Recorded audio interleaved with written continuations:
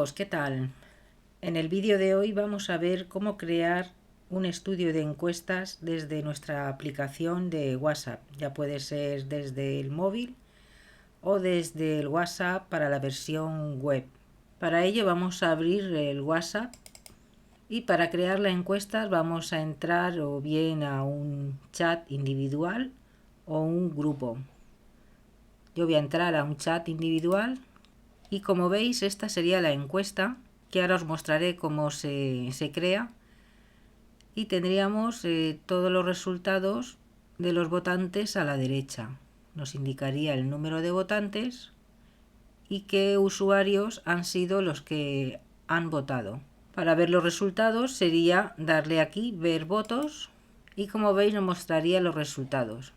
Para crear la encuesta nos dirigimos al menú del clip, donde nos sale varias opciones, y en el teléfono móvil es exactamente igual, desde este mismo apartado. Es válido para los terminales tanto Android como iPhone.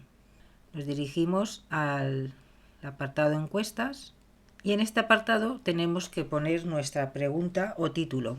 Una vez que tengamos puesto nuestra pregunta o título, nos dirigimos al apartado opciones.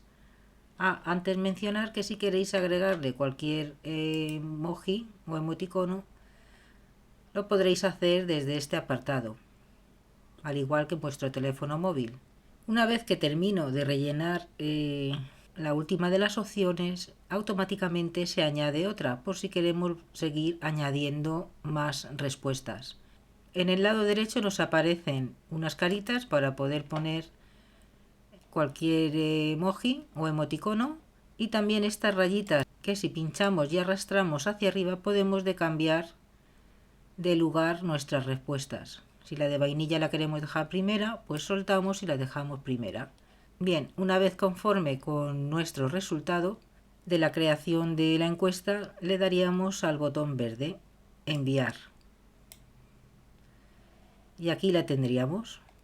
Ahora pues voy a votar, voy a darle a cualquier respuesta, por ejemplo vainilla, y como veis aquí ya se marca el número 1, que ha sido el primer votante, y ya estaría creada la encuesta. Y bien, eso ha sido todo por el vídeo de hoy. Espero os haya gustado. Si es así, darle a like, suscribirse para no perderse ningún nuevo vídeo en el canal, y nos estamos viendo en el siguiente. Muchas gracias y saludos.